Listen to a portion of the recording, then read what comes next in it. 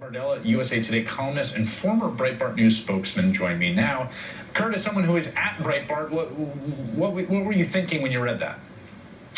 That confirms a lot of what I pretty much knew was going on in real time, and that Steve Bannon lived this kind of double life of running the Breitbart platform, but also running Cambridge Analytica, and that there really wasn't a line of separation between those two roles. And I think it raises the question, as Cambridge was doing this data analytics, as they were using Facebook data and using other applications to get access to even bigger pools of data, were they also using it not just for the campaigns they serve, but also for the Breitbart platform? And if so, is that information still in Breitbart's hands? That's a great question. So let me just follow up on that. Was it a known thing, like around Breitbart, that Cambridge Analytica exists? It was one of Steve's projects. It was a presence.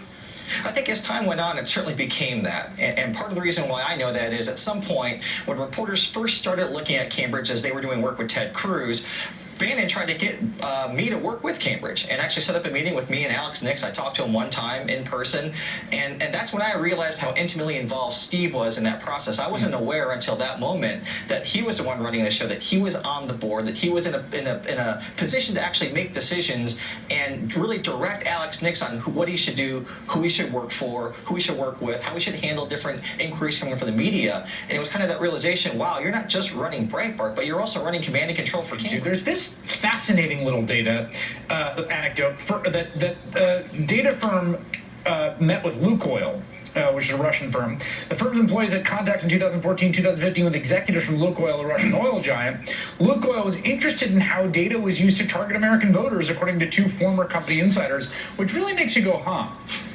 Can't imagine why they'd want to know that type of information about American voters, Chris. That's shocking, given how things can play out.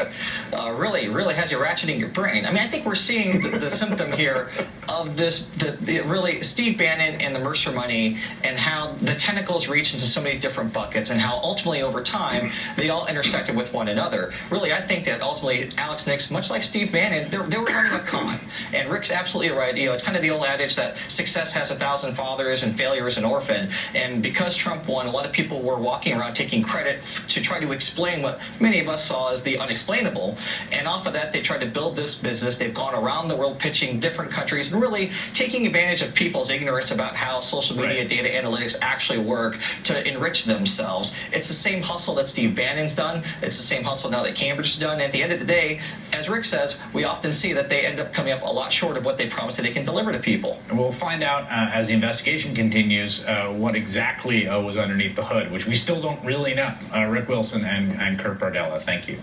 Still ahead, keeping up with the